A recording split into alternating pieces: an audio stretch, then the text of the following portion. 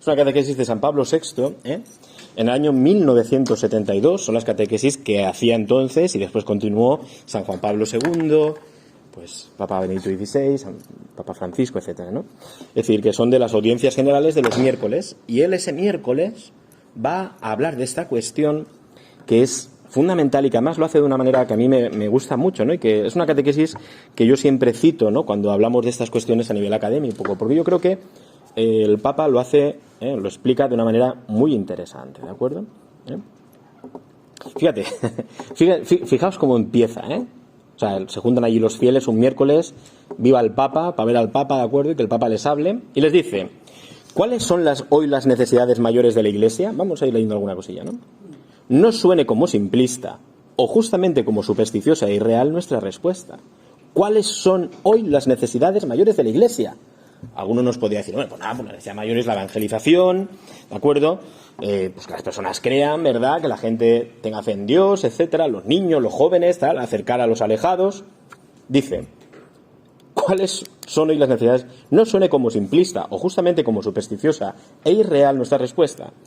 Una de las necesidades mayores es la defensa de aquel mal que llamamos demonio. La gente, yo creo que se quedó ahí, ¿no? En la plaza, no se fue corriendo, ¿no? Fíjate, Fíjate. No, pero el Papa, Es decir, el Papa está ejerciendo ahí su magisterio, nos dice esto: una de las necesidades mayores es la defensa de aquel mal que llamamos demonio.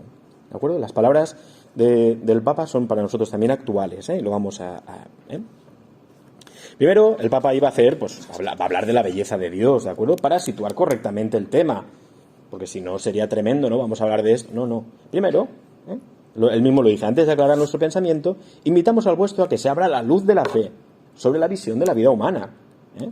Se extiende extraordinariamente tal.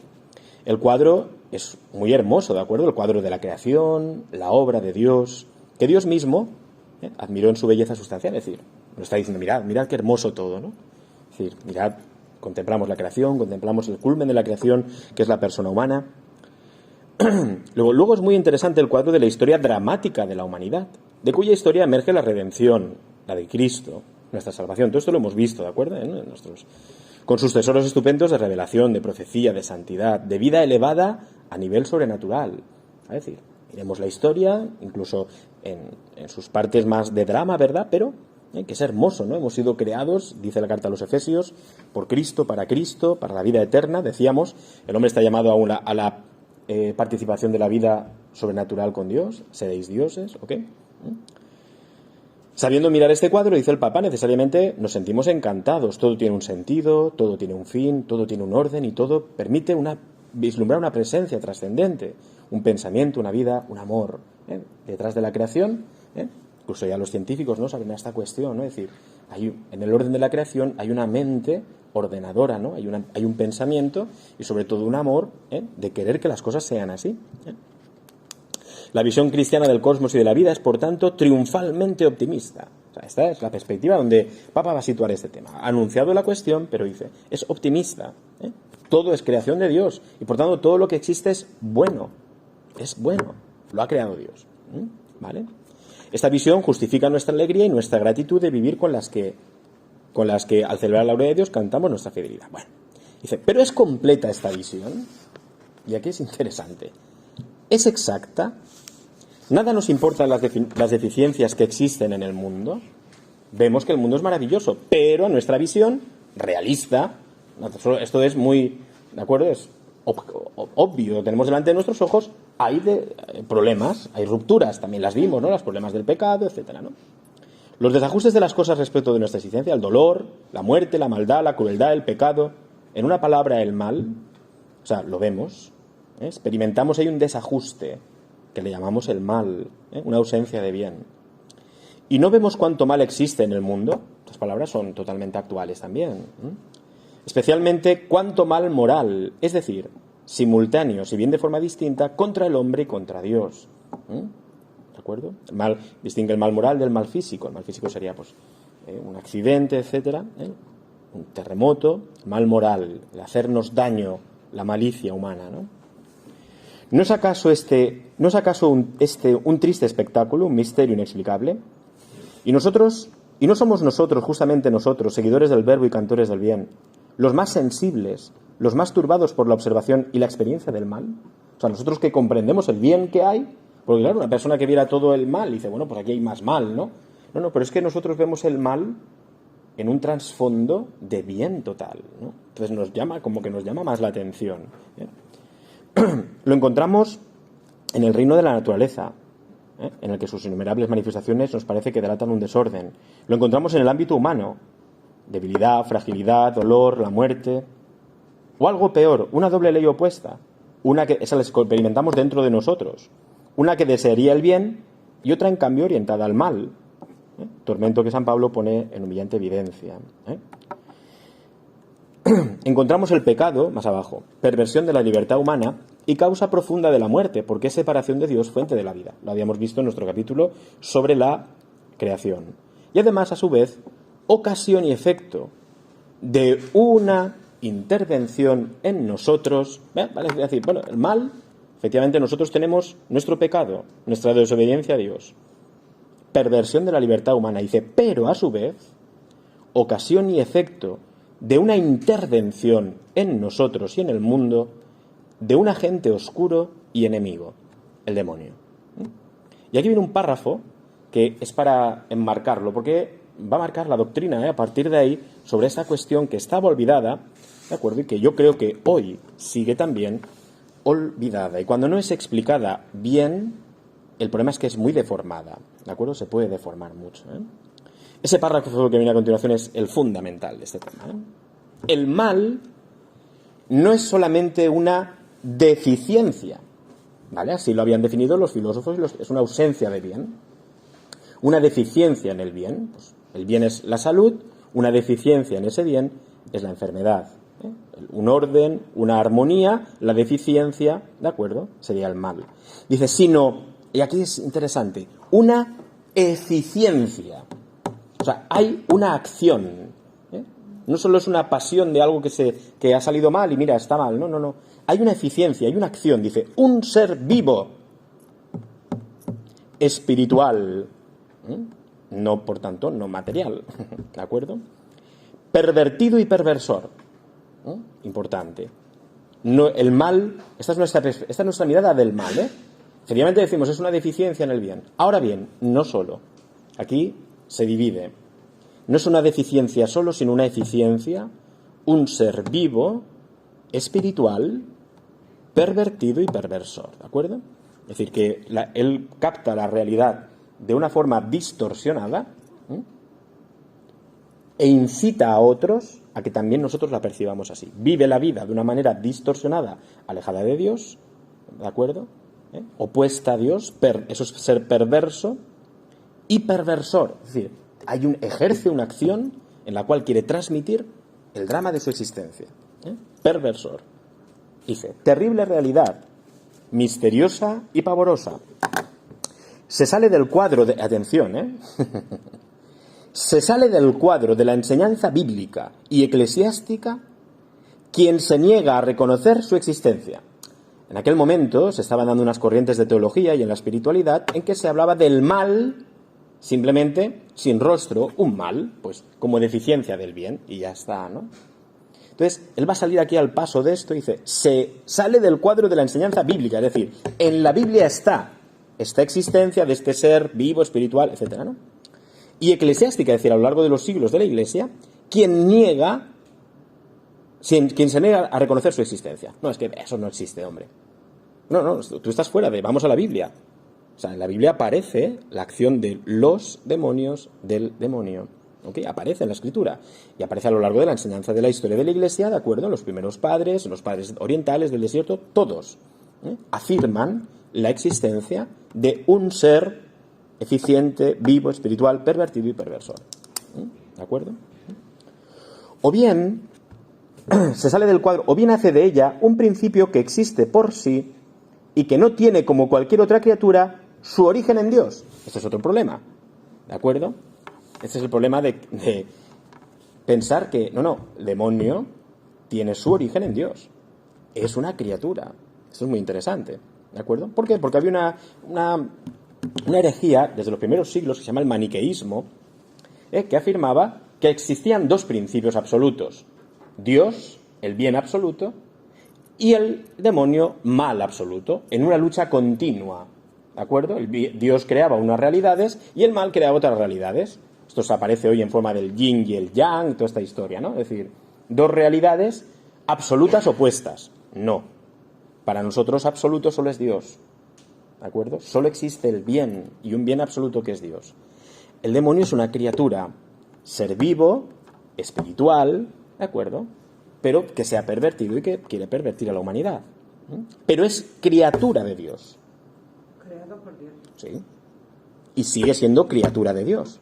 Es decir, que sigue estando, si tú y yo somos criatura de Dios y actualmente estamos en la existencia porque Dios quiere, estamos sostenidos por un acto de la voluntad de Dios en este momento, también el demonio es igual. El demonio y los demonios. ¿De acuerdo? Como criaturas, eso significa ser criatura, ¿de acuerdo? Ser creado por Dios y sostenido por Dios, por tanto, también el demonio sigue siendo hoy sostenido en la existencia por Dios. ¿Vale? Ahora vamos a poner esto. ¿Vale? Pero sí, lo importante es que no es un principio absoluto, es criatura, no es Dios. Por tanto, no tiene el poder de Dios. Tiene el poder de una criatura espiritual, pero no es Dios. No es Dios. O bien hace de ella, volvemos a repetir, o bien quien hace de ella un principio que existe por sí y que no tiene, como cualquier otra criatura, su origen en Dios. O bien la explica, otra de las deficiencias, la explica como una pseudo-realidad, una personificación conceptual y fantástica de las causas desconocidas de nuestras desgracias. Esta es otra corriente que existía y que existe. Bueno, hombre, pues es una personificación del mal, pero realmente no existe como tal. ¿De acuerdo? Pues está en la imaginería, ¿de acuerdo? Se nos ha transmitido así por el arte. De alguna forma había que representarlo, ¿de acuerdo? Entonces, pero es una pseudo-realidad. No, es una forma de ponerle nombre, ¿de acuerdo? Igual que no existe el unicornio, pero nosotros, para decir que existe un ser de bondad, bonito, que tal, que no te va a hacer daño y tal, pues decimos, está el unicornio, pues como una personificación, del bien, de la bondad, de tal. Bueno, pues también el demonio sería así, ¿de acuerdo? Sería una pseudo-realidad, una explicación, una personificación conceptual y fantástica de causas que son desconocidas. Es decir, sería un mito, un mito. El problema del mal, continúa el Papa, visto en su complejidad y en su absurdidad respecto de nuestra racionalidad unilateral, se hace obsesionante. Constituye la más fuerte dificultad para nuestra comprensión religiosa del cosmos. No sin razón sufrió por ello durante años San Agustín, ¿de acuerdo? Buscar de dónde procedía el mal. Hay una cosa aquí importante, que ha dicho una palabra que es espectacular, ¿no? El Papa, pues espectacular. No parece espectacular, pero para mí lo es, ¿no? Que es absurdidad. Absurdidad. Es decir, el mal es absurdo. Lógico es el bien, ¿de acuerdo? Lo lógico es que esta mesa está sostenida sobre esto y está aquí, me sostiene a mí cuando me apoyo, eso es un bien, eso es lógico. Cuando ahora esta mesa de momento se quiebra ante mí, hace que se me clave una astilla y me parta la vena aorta y me muera delante de vosotros, ¿de acuerdo? Eso es una realidad que es vamos a ver, no quiero que parte, pero bueno, que puede suceder, saldría de toda lógica. ¿Qué ha pasado aquí? ¿De acuerdo? Es decir, es absurdo. Nosotros cuando, ¿verdad?, vemos en televisión, tal, ha pasado esto, ¿no? Esta persona ha hecho esto, ha matado a esta persona de esta manera, de tal. Para nosotros es horrible, pero sobre todo porque sale de la lógica. Si un hombre o una mujer tiene que amar a su hijo, esa es la lógica, de momento aparece una absurdidad. Ha matado a su hijo. ¿Cómo? O sea, ¿vale? Es decir, realmente está rompiendo una lógica, es absurdo. El mal es absurdo. Esto es muy importante tenerlo en cuenta, ¿de acuerdo? Y sería para reflexionar, no nos da tiempo, ¿no?, sobre la realidad del mal. Es absurdo. Las acciones, en este caso, vamos a ver, del demonio, nos llevan al absurdo. Nos llevan al absurdo. ¿Cómo yo he llegado a hacer esto? Decimos, es absurdo. ¿De acuerdo? Es decir, absurdidad. No cabe, ¿no? ¿Cómo he podido yo llegar a esto? ¿De acuerdo? Bueno, Puede ser por nuestra libertad, pero también por la absurdidad. Es decir, es un ser absurdo, en el momento se ha apartado de Dios, habiéndolo conocido, se ha apartado de Él, le ha rechazado, su vida se convierte en absurda, igual que la nuestra. Igual que la nuestra. Lejos de... Mira, tú dices, no me cabe en la cabeza no solo la guerra esta de ahora, ¿no?, sino las 50 y pico guerras que hay en el mundo actualmente. ¿A qué lógica responden? ¿De acuerdo? ¿A qué lógica, no? Realmente se pretende hacer que respondan una lógica, pero es una lógica del absurdo. Porque no, hombre, pues en último término son cuestiones económicas. Cuestiones económicas por encima del hombre que ha creado la economía. Es absurdo, ¿no? No intentemos encontrar explicación al mal. Explicación a lo absurdo. La acción del mal y del enemigo del hombre, ser vivo, espiritual, pervertido y perversor, es absurda. Y te va a hacer conducir al absurdo. Caricaturizar tu vida. Caricaturizar tus acciones. Que no te reconozcas en tus propias acciones. ¿Vale? Es lo que le va a pasar a Adán y Eva y a toda la humanidad. Ellos van a abrir, en el fondo Adán y Eva abren la puerta a que entre en el mundo lo absurdo. Era lógico, todo estaba en la lógica de Dios. La armonía de las relaciones, el hombre con la creación, consigo mismo, con los otros, con tal. Y de momento entra la ruptura absurda, hermanos que se matan, gente que por otros intereses ocultos quiere... ¿Vale? Ha entrado la absurdidad. Bueno, por otro vamos a decir que esa absurdidad tiene un rostro. Es una persona, un ser vivo, espiritual, pervertido y perversor. Como persona con conocimiento y voluntad. Tiene conocimiento del mal y voluntad. Quiere hacer el mal. Quiere pervertirte. ¿De acuerdo? Bien, seguimos un poquito. He aquí la importancia que adquiere el conocimiento del mal para nuestra justa concepción cristiana del mundo. ¿De acuerdo? O sea, es importante tener en cuenta este ser para entender el mundo. Cuidado, que por eso digo que la perspectiva cristiana no pretende aquí meter ningún miedo, sino ver el mundo en su realidad. En su realidad. Porque detrás de algunas situaciones no puede ser simplemente una acción de una libertad quebrada, sino se percibe una intencionalidad que aparentemente no se ve, que no se manifiesta ante nosotros, pero hay una intencionalidad por destruir. Por destruir. ¿Ok? Nosotros vemos un misil, cae aquí, ¿vale? Pero el misil responde a una voluntad perversa. Alguien que quiere destruirme. No puedo limitarme a ver el misil es malo. No, malo realmente es la voluntad que ha lanzado el misil. Que lo ha hecho, que lo ha tal. Y, o sea, esa es la perversión, ¿de acuerdo? Porque el misil de lo que está compuesto es bueno, ¿de acuerdo? Que vuele, pues bien, las cosas vuelan, ¿no? Pero es la voluntad, detrás hay una persona, ¿de acuerdo? La importancia que adquiere el conocimiento del mal para nuestra justa concepción cristiana del mundo. Yo siempre digo lo mismo, ¿verdad? Igual que en los colegios católicos tendría que enseñarse la existencia de este ser pervertido y perversor para una justa concepción de la vida. Es decir, nene, que sepas que tu libertad está quebrada. Tienes una tendencia al mal, fruto, de acuerdo, del pecado original. Pero también tienes un enemigo. También tienes un enemigo que es real y que actúa y que te va a poner la zancadilla en forma de, luego lo veremos, ¿no? Pueden ser pensamientos, etcétera, ¿no? Fundamentalmente pensamientos. Porque el origen de los actos está en pensamientos, ¿no? Entonces, va a utilizar estrategias para que entre la absurdidad en tu vida. ¿Eso no? Pues sí. Pero es una cuando se pretende dar una perspectiva a una persona, ¿no? Es decir, pues yo creo que habría que avisarle de los enemigos, ¿no? Es decir, es como si por eso, ¿no? Ahora tenemos la guerra de Ucrania o tal, y dice, bueno, pues mira, si te metes en ese terreno, ahí tienes enemigos y te van a salir por este lado o por el otro. ¿No? Es decir, el Señor no se lo calla, ¿eh? Mirad la enseñanza evangélica, ¿de acuerdo?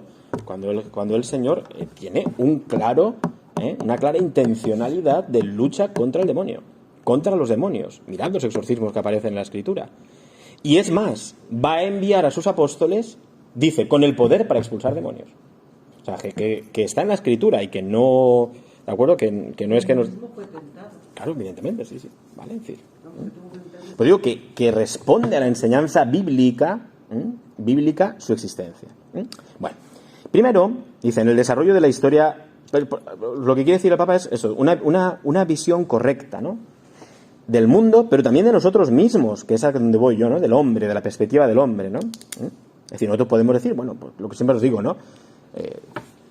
Cuando entremos nosotros a gobernar, entonces no va a haber va a ser todo fantástico. Una perspectiva correcta y dices, bueno, no, tú también tienes en ti las consecuencias del pecado original, luego, cuidado, porque puedes tropezar. Pero no solo eso, sino que existe el demonio, ¿de acuerdo?, que también va a hacerte tropezar y va a querer que tropieces. El peor, si lo desconozco, ¿de acuerdo?, creo que no existe, pues a lo mejor me estoy convirtiendo, ¿de acuerdo?, en alguien que, pues precisamente puede ser un colaborador suyo, ¿no? Primero, en el desarrollo de la historia evangélica, y aquí aparece, ¿no? ¿Quién no recuerda en el principio de su vida pública la página densísima de significados de la triple tentación de Cristo? Después, los múltiples episodios evangélicos en los cuales el demonio se cruza en el camino del Señor y figura en sus enseñanzas. ¿Cómo no recordar que Cristo, refiriéndose al demonio, en 3 ocasiones como su adversario, lo denomina príncipe de este mundo? Si él es el logos, la razón y el sentido, el demonio es el absurdo. Y la incumbencia de esta nefasta presencia está señalada en muchísimos pasajes del Nuevo Testamento. San Pablo lo llama el Dios de este mundo, nos pone en guardia sobre la lucha a oscuras que nosotros cristianos debemos mantener no con un solo demonio, sino con una pluralidad pavorosa, revestidos de la coraza de Dios para hacer frente a las asechanzas del diablo, que nuestra lucha no es solo contra la sangre y la carne, sino contra los principados, potestades, contra los dominadores de este mundo tenebroso, contra los espíritus malignos de los aires. Y que se trata no solo de un demonio, es una enseñanza evangélica, de la Sagrada Escritura, sino de muchos. Diversos pasajes, ahí los tenéis, lo indican. Pero uno es el principal, Satanás, que quiere decir el adversario, el enemigo. Y con él muchos, todos criaturas de Dios, pero caídas, porque fueron rebeldes y condenadas. Todo un mundo misterioso, revuelto por un drama desgraciadísimo, del que conocemos muy poco. ¿Vale? Pero que no dejamos de ver las consecuencias en el mundo del mal. Conocemos, sin embargo, muchas cosas de este mundo diabólico que afectan a nuestra vida y a toda la historia humana. El demonio está en el origen de la primera desgracia de la humanidad, así lo vimos. Él fue el tentador engañoso y fatal del primer pecado, el pecado original. Por aquella caída de Adán, el demonio adquirió un cierto dominio sobre el hombre, del que solo la redención de Cristo nos pudo liberar.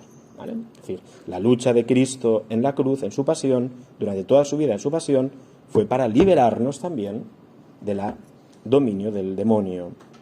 Es una historia que sigue todavía. Recordemos los exorcismos del bautismo. En el bautismo hay una parte que es el exorcismo, antes del bautismo, bueno, y después también. Y las frecuentes alusiones de la Sagrada Escritura y de la liturgia respecto a la agresiva y opresora potestad de las tinieblas. Es el enemigo número 1, es el tentador por excelencia. Sabemos también que este ser, ya digo, se está remitiendo a datos de la Escritura y tal, ¿no? Sabemos también que este ser oscuro y perturbador existe de verdad y que con alevosa astucia actúa todavía. Es el enemigo oculto que siembra errores e infortunios en la historia humana. ¿Vale? Efectivamente, vemos la acción del mal como malicia, el mal del corazón humano, pero también existe la acción de este ser. Es el enemigo oculto que siembra errores e infortunios en la vida humana. Debemos recordar la parábola reveladora de la buena semilla y de la cizaña. Síntesis, explicación de la falta de lógica que parece presidir nuestras sorprendentes vicisitudes. ¿De acuerdo? El hombre enemigo hizo esto. Él es el homicida desde el principio y padre de toda mentira, como lo define Cristo. Él es el insidiador sofístico del equilibrio moral del hombre.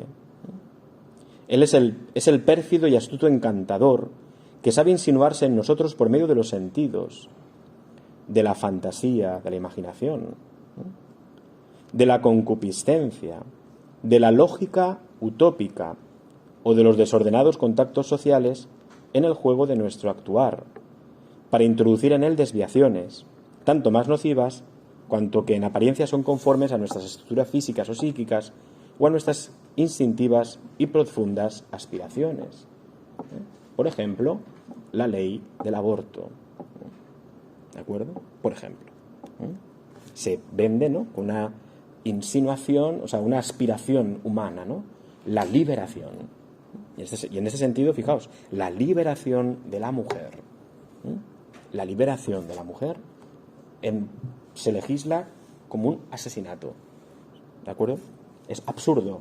Sobre todo en estos absurdos, ¿de acuerdo?, es donde más se ve su acción. Donde más se ve su acción. Es más, sobre todo su acción en los ataques a la imagen de Dios, que es la persona humana. El ataque contra, evidentemente, yo no puedo dejar que un niño nazca. Es una imagen de Dios. Y cuantas más imágenes de Dios se multipliquen por el mundo, más se verá su presencia. Porque la presencia más obvia de Dios en el mundo somos nosotros, que somos sus imágenes. Imágenes de su propio Hijo, ¿no? O sea, somos la presencia más obvia de Dios. Somos el mejor argumento de Dios, de la existencia de Dios, cada uno de nosotros. ¿Vale? Entonces, ¿qué va a hacer? Sobre todo, pues el ataque a la persona humana. San Juan Pablo II lo va a repetir muchas veces, el ataque a la familia. Como, ¿de acuerdo?, un sacramento de la imagen de Dios. De la unión de Dios, o sea, de la vida íntima de Dios. La familia, el amor, los ataques contra el amor. O sea, los ataques contra la identidad humana, porque si yo dejo de saber quién soy, pierdo mi identidad, y mi identidad más honda es ser imagen de Dios. ¿De acuerdo? Con el Espíritu Santo, dador de vida. Todo aquello que impida al dar la vida, objetivamente, son acciones del padre de la mentira, ¿ok? Uno puede decir, hombre, sí, efectivamente, ¿no? Pero son de la libertad humana, de los legisladores y tal, sí, pero cuando es ataque objetivo contra la dignidad humana, contra su identidad más honda, ahí podemos intuir, ¿de acuerdo?, ¿quién soy? ¿Quién soy? ¿Quién soy para Dios? Porque esa es nuestra salvación, saber quién soy para Dios. Pero cuando yo pierdo mi identidad, ¿quién soy? Cuando yo pierdo la identidad, como hoy está cuestionada, la identidad biológica, con esa distinción entre el sexo biológico y el género elegido, ¿de acuerdo?, en pro de una libertad. Tenemos que ver ahí, tenemos que ver estas cuestiones, porque el ataque contra la identidad humana está provocando hoy una gran cantidad, por ejemplo, de suicidios. ¿De acuerdo? Porque cuando se cuestiona la identidad humana, y en la identidad también es la identidad corpórea, ¿de acuerdo?, la persona está rota por dentro, entra el absurdo en su interior. Bueno, quiero decir, todo esto está, todo esto está. Y no somos raros, ni tenemos que sentirnos mal, ¿de acuerdo?, por objetivamente decir, bueno, hay un ataque, sobre todo cuando son ataques orquestados contra la identidad. Ya digo, hoy contra, ¿no?, lo del aborto. O sea, es una perversidad con un plan. Y si hay un plan, hay una acción de un intelecto pervertido y perversor. ¿De acuerdo? O sea que esto existe, ¿no? Digo, no, aquí siempre, ¿no?, es difícil, ¿no?, ¿verdad? Ya digo, este criterio es importante para discernir su acción clara. Cuando hay un ataque contra la persona humana, ¿vale? Por envidia, por soberbia, contra el Hijo amado de Dios, que es la persona humana, ¿no? Otras cuestiones pueden ser más difíciles de discernir, pero el ataque contra la persona humana en su ser, y en su ser es, en su ser también sexuado. Hombre y mujer los creó. ¿De acuerdo? Cuando hay un ataque en este sentido, tenemos que intuir, ¿de acuerdo? Bien, este capítulo sobre el demonio y sobre la influencia que puede ejercer tanto en cada una de las personas como en comunidades, fijaos, comunidades, sociedades enteras o acontecimientos, sería un capítulo muy importante de la doctrina católica que debería estudiarse de nuevo, mientras que hoy, y en ese hoy, podemos decir, año 2022, se le presta poca atención. Piensan algunos encontrar en los estudios psicoanalíticos y psiquiátricos o en experiencias espiritistas, hoy excesivamente difundidas por muchos países, una compensación, una explicación suficiente. Se teme volver a caer en viejas teorías maniqueas, o en terribles divagaciones fantásticas y supersticiosas. Hoy prefieren algunos mostrarse valientes y libres de prejuicios, tomar actitudes positivistas. Eso no existe, hombre, ¿de acuerdo? Existe lo que yo veo y lo que yo tal, ¿no? Prestando luego fe a tantas gratuitas supersticiones mágicas o populares. Yo no creo en el demonio porque no lo veo, no lo toco, no tal, ¿no?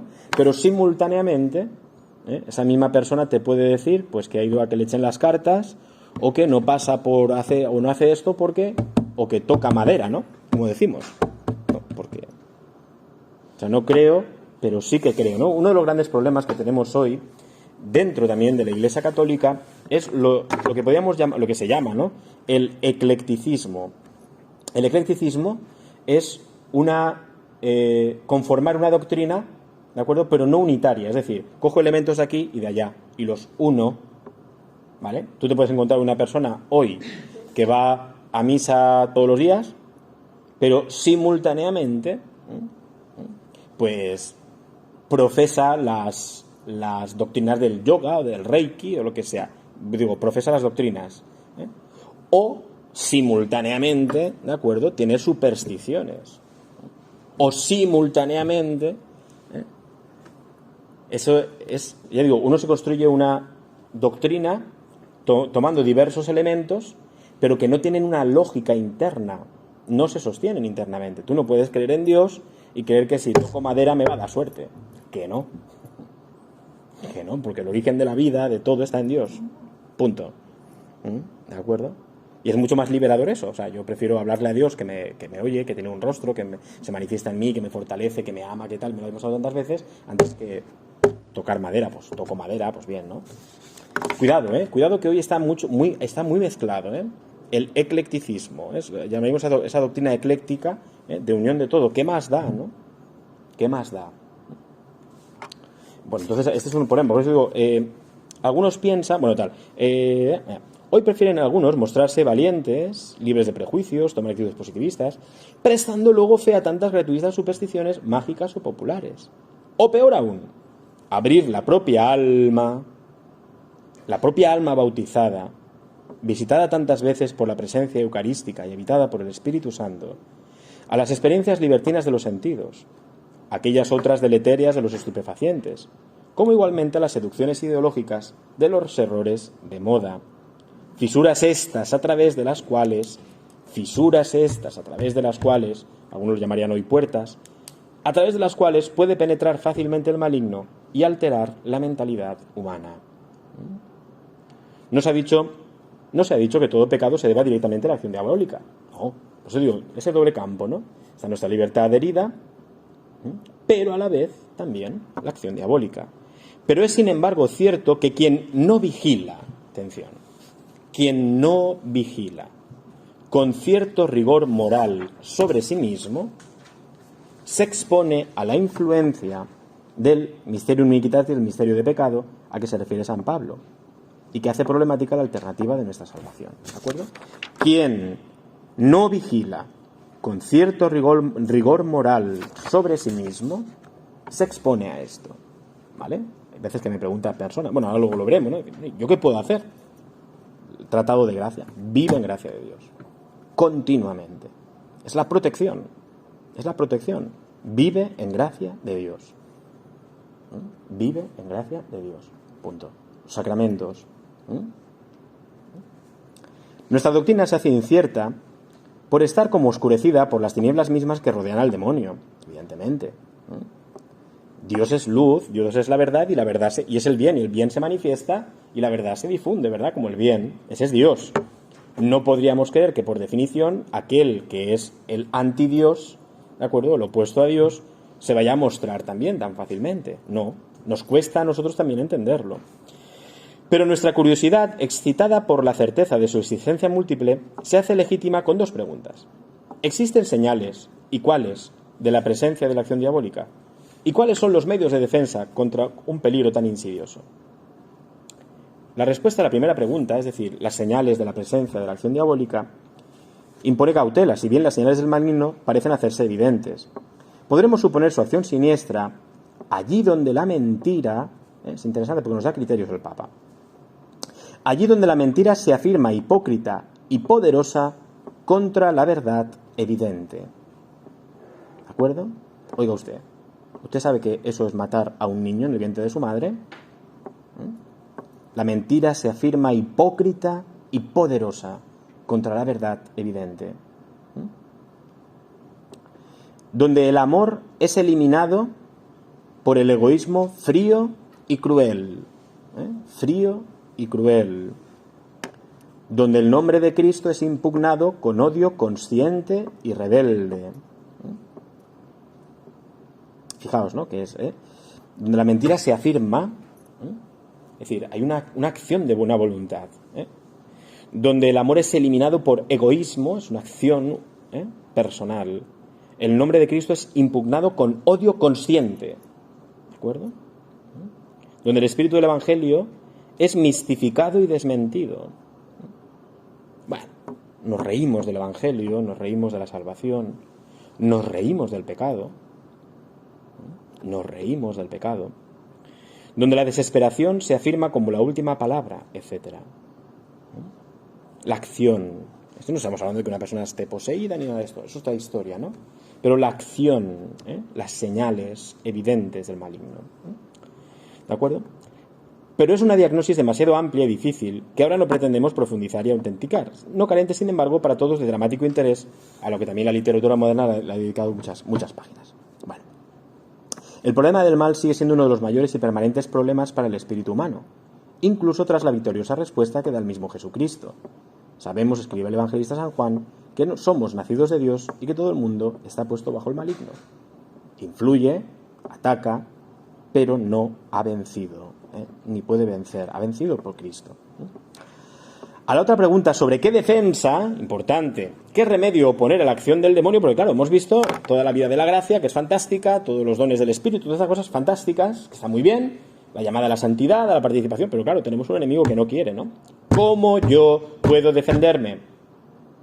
Tú a tu hijo, si sale a la calle, le dices, no te acerques a nadie, no cojas nada de una persona que no conozcas, no te subas en el coche de no sé quién. Damos, precisamente al niño no le engañamos. El niño podía decir, ojo mamá. Claro, ojo mamá sí. Claro que sí. Hay peligros. Y hay personas que te pueden hacer daño. Objetivamente. ¿De acuerdo? Bueno, pues la Iglesia, que es madre, ¿de acuerdo? El Papa está haciendo aquí un ejercicio maternal. Y es un ejercicio maternal a hablar de la existencia y de dónde pueden atacarnos los demonios y el demonio. Es una labor maternal. ¿De acuerdo? Lo que pasa, que ya digo, la mente actual, también en algunos foros católicos, ¿de acuerdo?, han desvirtuado este tema y hemos caído en los errores que decían al principio. Bueno, el mal es una pseudo-realidad, es un mito, es una forma de personalización. A la pregunta sobre qué defensa, qué remedio oponer a la acción del demonio, la respuesta es más fácil de formular, si bien sigue difícil actualizarla. Formularla es fácil, vivirla es difícil. Podremos decir que todo lo que nos defienda del pecado nos defiende por ello mismo del enemigo invisible. La gracia es la defensa decisiva. Por esto he puesto esto aquí hoy como... Este sería el corolario final de la asignatura. La gracia es la defensa decisiva. Así como es el impulso que me mueve desde dentro de mí, desde dentro de mi libertad, para unirme a Dios, la gracia también es defensa. Es defensa. La gracia es la defensa. La inocencia adquiere un aspecto de fortaleza. Cuando soy débil, soy fuerte. Es decir, cuando yo vivo la vida en la sencillez de la... Fijaos que los niños son sencillos, ¿de acuerdo? ¿Por qué ha pasado eso? Son muy difíciles de engañar, pero a la vez también viven la vida con una sencillez que les da poder. No se plantean más. ¿Esto por qué es así? Esto es así porque tal. Ah, vale. Algunos preguntan más, pero no, normalmente hay cosas de la normalidad que no se lo preguntan, no son inocentes en la respuesta, ¿no? Ah, vale, pues. Esa también es su fuerza, porque ahí ellos se sienten protegidos. Bueno, pues aquí, pero también es débil, ¿de acuerdo? La inocencia es fortaleza, sí.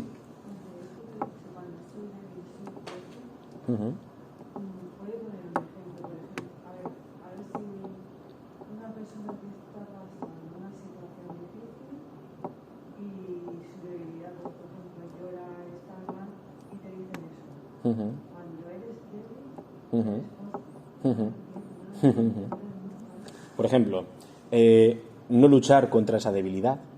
O sea, el problema está cuando la debilidad, nosotros podemos convertir con Cristo, lo hemos dicho esto últimamente, ¿no? Con Cristo y unidos a Él, la debilidad en fortaleza. El problema es que el problema es cuando vemos, valga la redundancia que voy a decir, la debilidad como debilidad. Por ejemplo, yo tengo mis debilidades, yo tengo mis puertas, ¿de acuerdo?, de acción del mal en mi vida. Si yo las conozco, soy fuerte. Si yo reconozco mi debilidad, esa es mi fortaleza también. Tú sabes, en tu casa hay 3 puertas. Si tú sabes cuál de ellas es menos segura, esa también será tu fortaleza, porque estarás más pendiente, ¿no? Estarás más vigilante. poniendo por ejemplo alguna persona que está por comer. Sí. Dices tú, aquí tengo, este no es bueno para mí, no es saludable porque me voy a los dulces, por ejemplo. Ujú. Esa es una debilidad. Sí. Entonces ahí, reconociendo cómo puedes trabajar, Claro, yo reconozco y digo, ¿quién me puede salvar de esto? Cristo. Entonces se puede... Primero, a nivel humano podemos decir, no compres dulce. Es bastante recomendable, te lo recomiendo. No tener nada, entonces así imposible que comas, ¿de acuerdo? Es un ejemplo. Pero fíjate, ¿no? Es decir, en nuestra debilidad nos hacemos fuerte porque el criterio cristológico. O sea, me hago fuerte porque ahí yo experimento que yo no puedo por mis fuerzas, pero sí que experimento la gracia de Dios en mí, que puede, que me mueve, que me alienta, que me da todo, que no me condena. Es decir, es lo que yo digo, no hagamos de la debilidad, sino con Cristo la debilidad se convierte en fortaleza. ¿De acuerdo? Sin Cristo la debilidad es debilidad. Punto. Con Cristo la debilidad puede ser fortaleza. Este es el criterio de San Pablo. Cuando soy débil, soy fuerte, no es porque sea fuerte moralmente, ¿no? Sino que con Cristo, en Cristo, explica él, dice, siempre utiliza esa expresión, en Cristo, entonces soy fuerte. Vale, pues efectivamente él va a reconocer, el bien que quiero no lo hago, el mal que no quiero es lo que hago. Y él dice, ¿quién me librará? Esa es mi debilidad. ¿Quién me librará? Cristo, que me salva. Él dice, tengo en mi carne una espina un ángel de Satanás que está continuamente machacándome, ¿de acuerdo? Y él dice, pero Cristo, ¿qué me dice? Te basta mi gracia, punto. O sea, cuando en Cristo la debilidad es mínima y puede convertirse en una santificación. Nuestras heridas, nuestras mayores debilidades, pueden convertirse en gracia unidas a Cristo, en nuestras fortalezas, ¿vale? Unidas a Cristo. Debilidades, evidentemente, que no sean debilidades que sean pecados objetivos, porque será contradictorio, ¿de acuerdo? Otra cosa es que yo pueda tener una tendencia al pecado, ¿no? Es decir, pues tengo esta tendencia o suelo caer en esto, vale, reconozco eso, ¿no? ¿De acuerdo? No es mi debilidad, pues mira, es que mi debilidad es matar gente, no, ¿de acuerdo? Entonces ahí me hago fuerte, no, ¿vale? No, pero tengo la tendencia en que muchas veces mataría a personas o tengo, bueno, pues no... Bueno, podemos decir que la gracia es la defensa decisiva. La gracia es la defensa decisiva. La inocencia adquiere un aspecto de fortaleza. Y asimismo, cada uno recuerda hasta qué punto la pedagogía apostólica ha simbolizado en la armadura de un soldado las virtudes que pueden hacer invulnerable al cristiano. Fijaos, ahí San Pablo explica, ¿no? El yelmo de la fe, la esperanza, ¿no? O sea, llenarnos de virtudes. O sea, ser activos, lo veíamos en una de las últimas clases, es decir, ser proactivos en nuestra salvación. Cristo lo pone todo, pero tú también ponlo todo. Él lo pone todo, pero tú también ponlo todo. ¿De acuerdo? Llénate de virtudes. O sea, llénate de fortalezas. Las virtudes son fortalezas. ¿Vale? El cristiano debe ser militante, vigilante y fuerte. Los padres llamados orientales del desierto hablaban de esta cuestión, la vigilancia. El Señor nos lo dice en el Evangelio, vigilad. Cuidado, porque no sabéis a qué hora puede venir tal, no sabéis a qué hora puede venir el ladrón. Los padres orientales hablan de la vigilancia del corazón. O sea, la vigilancia del corazón que influye, o sea, es la vigilancia de todo nuestro mundo interior. Pero estar vigilantes es estar vigilantes. No estamos vigilantes, Esto ya es paréntesis espiritual. No estamos vigilantes. O sea, si tú sabes que esta noche van a robar en tu casa, tú esta noche te pones a vigilar o pones un vigilante. Pues en tu vida hoy has tenido múltiples ataques, ¿de acuerdo? de tu debilidad, de tu libertad, pero también del enemigo. ¿Estás vigilante? ¿Eres consciente? Ya, dime, hoy, ¿qué pecados has caído? Dímelos. Tenemos que pensar. Eso es signo de que no estamos vigilantes. No estamos vigilantes. Hoy nos lo han colado por muchos sitios. ¿De acuerdo? No estamos. La vigilancia es, tú a un vigilante le exiges que no se duerma. Que esté despierto. Esté en vigilia. ¿De acuerdo? Para eso lo contratas. Tú ahí y que no pase nadie. ¿Esa es nuestra actitud de verdad por nuestra salvación? O sea, el problema es que desconocemos esta realidad que el Papa nos está planteando aquí. Y entonces decimos, bueno, pues mi libertad, yo tengo que llevar cuidado porque intentar no pecar en esto, en lo otro. Sí, pero también tienes que vigilar ante los ataques del perverso. Que puedes estar muy atento tú a tus pecados, pero es que hay otras vías de acceso, ¿no? Y entonces, ¿no? O sea, el Papa no nos engaña, una madre no nos engaña. Vigila, estate atento. Llevas en el dinero en el bolsillo, pues ponte la mano en el bolsillo, así, tú ahí, tal. Si ya hay mucha gente, cógete la mochila y póntela cuando van de viaje. Si hay mucha gente, coge la mochila y tú ahí con la mochila. Estate vigilante, ¿no? Pues en nuestra vida espiritual. Es como esa mochila con dinero, con bienes personales, que cogemos así para que nadie nos... ¿Tenemos estrategias de defensa? ¿De acuerdo? Frente a esto. Es muy interesante, últimamente me ha dado a mí por leer los padres orientales, que es muy interesante, padres del Oriente cristiano, monjes estos que estaban por el desierto, etcétera, ¿no? Que hablan mucho de esto. Porque claro, ellos iban al desierto, allí solos, y entonces allí pues experimentaban todos los ataques de su propia naturaleza, herida, y también los ataques del enemigo. Entonces es muy interesante porque lo explican genial, ¿no? Todo lo que hay que tener, ¿no? Y una de las estrategias, esto lo habéis escuchado alguna vez, ¿no? Para la vigilancia, ellos decían, no, siempre lo de la gracia, por supuesto, pero ellos decían, lo habéis escuchado alguna vez, lo de la oración de Jesús, ¿no? Esa oración que es Jesús repetitiva, ¿no? Jesús, Hijo de Dios vivo, ten piedad de mí que soy un pecador, ¿no? ¿Vale? El peregrino ruso fue esa novela que lo hizo popular, ¿ok? Pero viene de toda la tradición antigua de esto, ¿no? Porque era acompasar, de hecho lo hacían con la respiración, etcétera, pero la idea era en todo momento Jesús, Jesús, Jesús, Jesús siempre, ¿eh? Pero que la oración del corazón era una defensa, ¿de acuerdo? Era una defensa, Jesús, Jesús, continuamente, ¿no? Hoy está en las calculatorias, está el recordar continuamente una oración en un momento, es decir, pasa nada. Pero que era una historia para estar vigilante. De hecho, como lo acompasaban a la oración, decían, bueno, pues también toca nuestra propia carne, ¿no? Ellos entendían que la respiración, que todo esto, ¿no? Era terapéutico. Entonces, la respiración bien respirada, más la oración, está sanando también mis enfermedades, incluso físicas, ¿no? Pero era Jesús tocando mi alma, ¿no? Jesús, Hijo de Dios vivo, ten piedad de mí, ¿no? Es decir, el recuerdo, ellos dicen, ¿no? En algunos momentos, esto también la tradición espiritual occidental también lo va a tener, ¿no? El recuerdo del cielo, el recuerdo del juicio final. Si tú esta noche, ahora acabamos la clase, y decimos, venga, es el juicio final de tu vida, ¿no? Vale, pues pues eso nos ayuda a estar vigilantes, ¿de acuerdo? A estar vigilantes a la hora de tomar decisiones, a la hora de estar, decir, bueno, hoy estoy ante Dios, realmente estoy ante Dios. Bueno, y ante Dios, cómo yo estoy viviendo mi vida, cómo estoy yo tal, ¿no? Bueno, que hay estrategias, ¿no? Pero sobre todo, la gracia es la defensa decisiva. El cristiano debe ser militante, vigilante y fuerte, militante. Y debe a veces recurrir a algún ejercicio ascético especial para alejar ciertas incursiones diabólicas. Atención. Jesús lo enseña indicando el remedio en la oración y en el ayuno. Oración y ayuno. Y el apóstol sugiere la línea maestra a seguir. No os dejéis vencer por el mal, sino venced al mal con el bien. Estos ascetas, ya digo, ¿no? Estos padres, sobre todo esto está cogido de esa tradición oriental, dicen el ayuno, porque de hecho incluso van a centrar casi ahí como el origen de muchos males, ¿no? Porque el ayuno en el fondo es codicia de muchas historias, y la codicia es un mal tremendo, ¿no? Entonces, bueno, ellos van a hablar de muchas historias, pero la cuestión del ayuno como un gran remedio.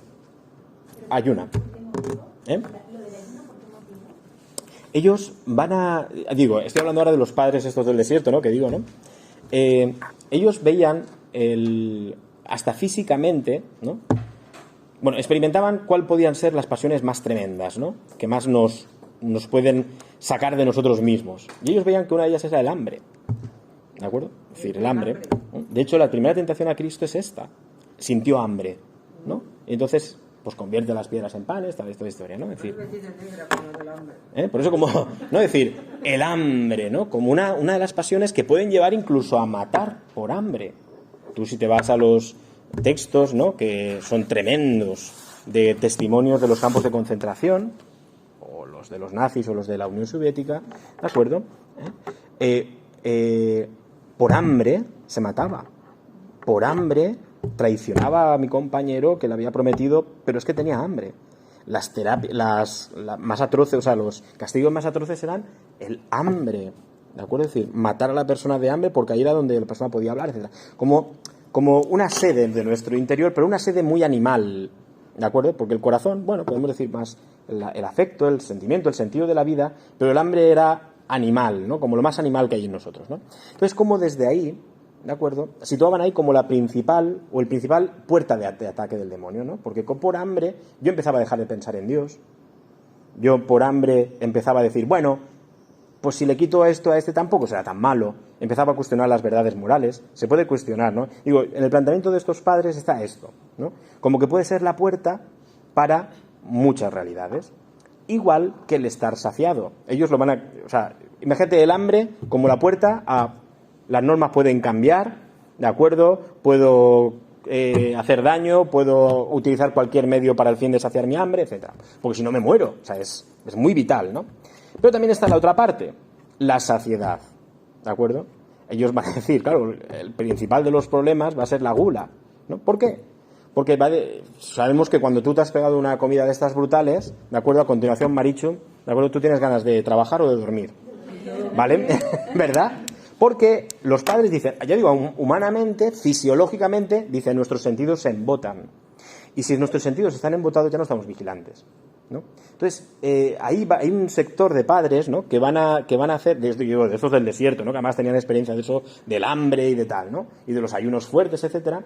Era como, es que ahí se destapan nuestra parte más animal, ¿de acuerdo? El hambre extrema, ¿no? Entonces, el ayuno, ¿de acuerdo?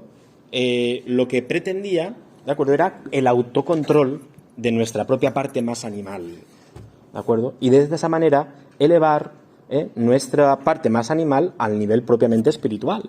Si yo soy capaz de controlar mi estómago, soy capaz de controlar todo. ¿De acuerdo? Hay personas hoy que no son capaces de controlar su estómago. Tú, cuando tu hijo tenga hambre, mamá, chico, espérate, que tengo mucha hambre, no sé cuándo, ¿no? Es decir, espérate, ¿no? O si hay gente que tiene hambre y se desespera, ¿no? ¿De acuerdo? Es decir, pero sobre todo también en la otra parte, por la parte del cuando uno se ha pasado de comer, ¿de acuerdo? O sea, ya digo, el tema del hambre, al final, está muy relacionado con la codicia de bienes, despierta y está conectado con quiero esto, y quiero esto material, alimento, pero puede ser quiero este perfume, o quiero este coche, o quiero este libro, ¿vale? Es decir, es el hambre de cosas. Hoy en día hoy no tenemos hambre de este tipo en las sociedades occidentales, etcétera, ¿no? Pero sí que tenemos hambre de experiencias, ¿de acuerdo? Es que tengo que vivir esto, ¿no? O hambre de sensaciones, ¿ok? De novedades, ¿vale? Es decir, es una forma de codicia, es una forma de gula. No tenemos... Y la gula, que llena nuestro estómago de alimentos, más allá de lo debido para poder vivir, ¿de acuerdo? O de lo saciante, lo que hace es adormecernos. Pues también la gula de realidades materiales, de sensaciones, de experiencias, de lo que sea, también nos adormece. Quiero decir, esto yo creo que es un poco la lógica interna, ¿de acuerdo?, del pensamiento de los padres del desierto, ¿no?, que hablan de esta cuestión. Creo, ¿no? Vamos a ver, no lo he estudiado en profundidad, pero quiero entender, ¿no?, que va un poquito por ahí. Entonces, el hecho del ayuno es un dominio, ¿no? Es un dominio. Porque el ayuno no es solo únicamente no comer, sino ellos van a decir, quédate con hambre. Esa técnica que hoy te la dicen el nutricionista, siempre quédate con un poquito de hambre. Pues esto ya lo decían en el siglo III y IV los padres del desierto, es decir, quédate con un poco, porque ahí estarás dominando. O sea, será un acto tuyo de voluntad, ¿de acuerdo? Donde tú dominas la voracidad del hambre de ese momento. pero es el ayuno de esto, la gula de esto, como la gula de experiencias sensoriales, de lo que sea, ¿no? ¿De acuerdo? Por eso una gran terapia hoy yo creo que es el silencio. El silencio es un ayuno, ¿de acuerdo?, que nos cierra las puertas brutalmente de todo, ¿no? Hoy tenemos hambre de experiencias, de los sentidos, ¿no?, de novedades, del último cotilleo, ¿vale? Pero no solo información, sino información morbosa, es decir, es una gula, porque me dicen que han matado 100 soldados, pero si veo la foto ahí con la sangre, o sea, es una información, pero que provoca una voracidad, que no es necesario. Yo no necesito ver a los 100 soldados con la sangre y tal, ¿de acuerdo? Pero se me incita a eso, ¿de acuerdo? Entonces, ¿qué pasa? Que también nos embotamos, nos pasa que llegáis y no quiero oír nada ni a nadie, ¿no? O sea, porque nuestros sentidos se embotan de sonidos, de sensaciones, de un montón de cosas, ¿de acuerdo? Y entonces nos incapacitamos para estar vigilantes. Este es el problema. Y entonces, si estamos incapacitados para vigilar nuestro corazón, pues nos inundamos de pensamientos, etcétera, que es la puerta, ¿de acuerdo? Que es la puerta para la acción de los demonios, van a llamar ellos, ¿no? ¿De acuerdo? De pensamientos que nos van a sacar de nosotros mismos, etcétera, ¿no? Nos van a hacer daño, ¿ok? Esa es la idea, ¿no? Por eso cuando hablé de la oración y el ayuno es muy interesante, porque sería el autodominio, pero en todos los niveles, de mis sentidos. ¿Soy capaz de yo guardar 10 minutos de silencio sin móvil? ¿Soy capaz de hacer ayuno informativo? ¿No? Hoy fijaos que el mundo está haciéndonos totalmente lo contrario de esto, ¿no? Las redes sociales, ¿no? ¿De acuerdo? Las redes sociales es un continuo estímulo continuo. O sea, estamos hiperexcitados, hiperestimulados, y entonces nuestros sentidos se adormecen y nos volvemos que no podemos estar vigilantes, ¿no? ¿De acuerdo? Ya. Nos acostumbramos tanto a veces a tanto ruido, que por ese ruido pueden entrar muchas historias, ¿no? ¿De acuerdo? Bien, quiero decir, la vigilancia, pero sobre todo la gracia. Fijaos que, claro, es fácil decirlo en teoría, pero la vida de la gracia vivo en gracia, no solo estoy confesado, por supuesto, pero vivo constantemente en la presencia de Dios, busco su presencia, me alimento de la Eucaristía y llevo una vida eucarística, no solo el momento concreto, sino mi existencia es eucarística. Vivo una vida de mortificación, es decir, de autodominio, precisamente por vigilancia para estar abierto al bien que es Dios. Soy capaz de... Claro, es una vida cristiana, ¿eh? No es... La gracia en mi defensa, sí, pero la vida de la gracia, y la vida de fe, y la vida de esperanza, y la vida de caridad, ese es el camino, ese es el camino, ¿ok? Con el conocimiento, termina el Papa, por ello, de las presentes adversidades en que se encuentran hoy las almas, la Iglesia y el mundo, trataremos de dar sentido y eficacia a la acostumbrada invocación de nuestra oración principal. El mismo Jesús, cuando nos dice rezad así, nos pone en guardia. Padre nuestro, líbranos del malo. La expresión latina es esa, líbranos del enemigo, del maligno. Nosotros decimos, líbranos del mal. Fijaos que... líbranos del maligno, del pervertido y perversor. Que a todo esto nos ayude también, bueno, la petición del Papa, ¿no? Bueno, ¿por qué pongo yo esto un poco como final? Lo digo, ¿no? Es decir, ahí está el tema, ¿no? La gracia es la defensa decisiva.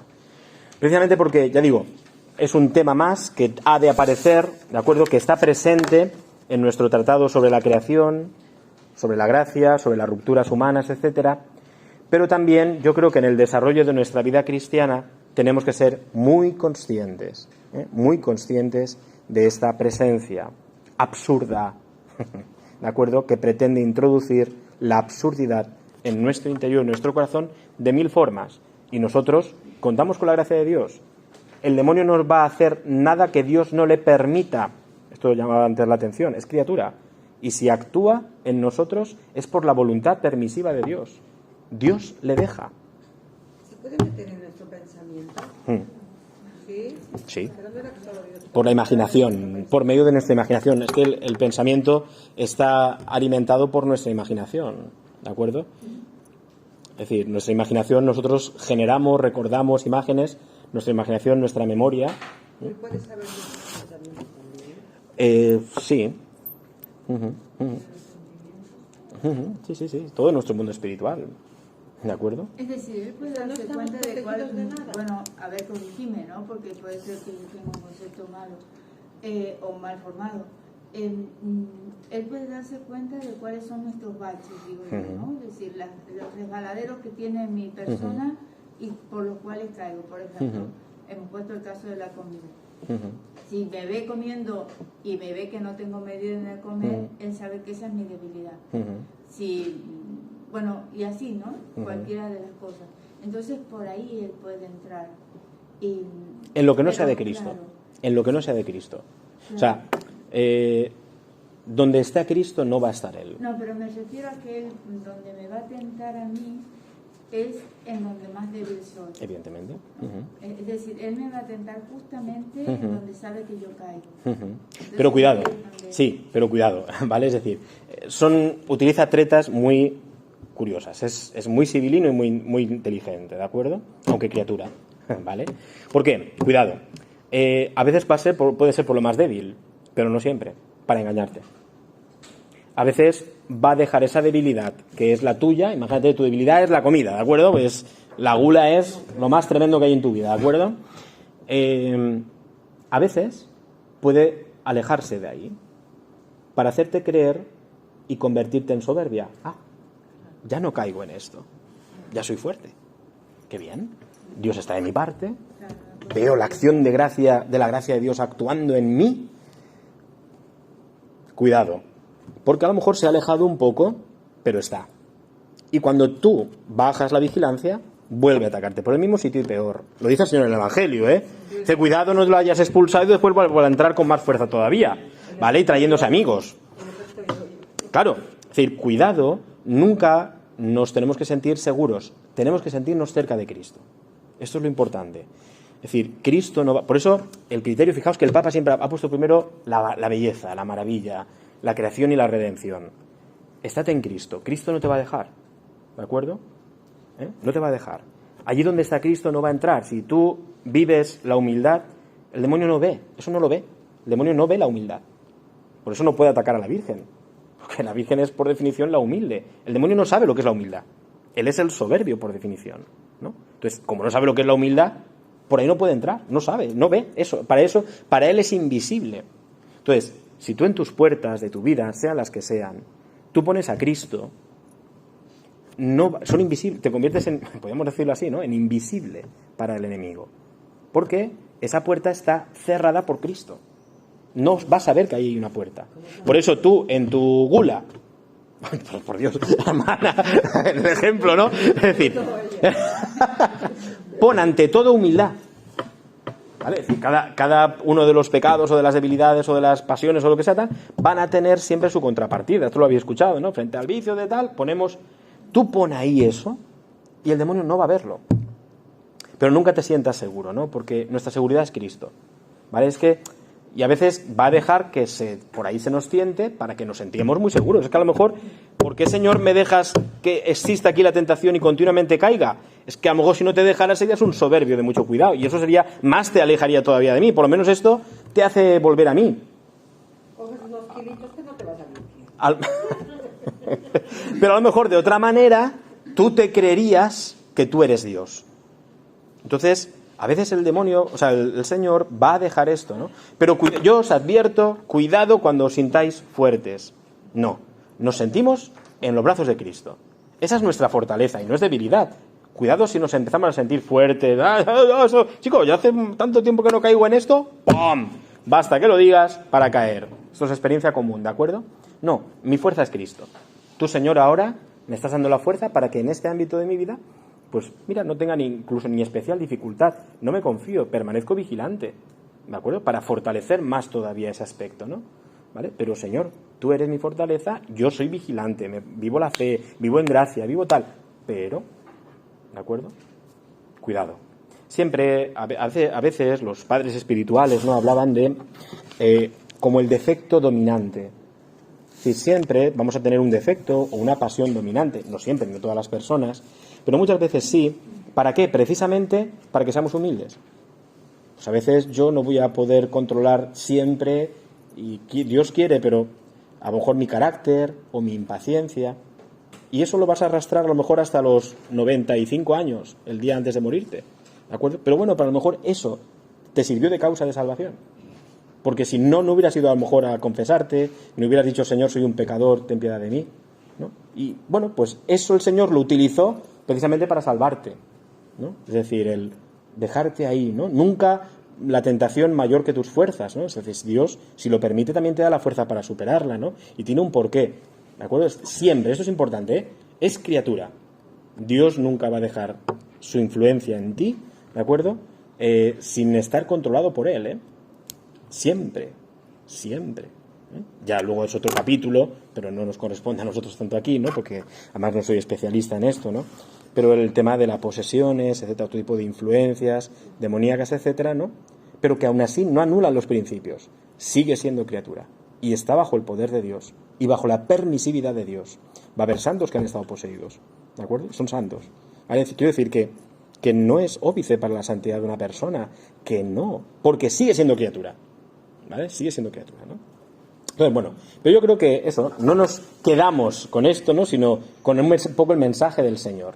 Queridos amigos, al finalizar este curso os digo, vivid de la gracia de Dios. Vivid continuamente en Cristo. Esto es lo bonito. Yo creo que si esto nos ha ayudado un poquito a despertar en nosotros ese amor por Cristo, por la gracia santificante, que es la unión de corazón con Él en el fondo, ¿de acuerdo? Bueno, pues bendito sea Dios. Si ha despertado en nosotros el deseo un poco de la santidad y a lo mejor de la lucha también real, en nuestro mundo contra los poderes también del enemigo que se llama demonio, pues ¿por qué no? Pues mira, fantástico, ¿no? ¿De acuerdo?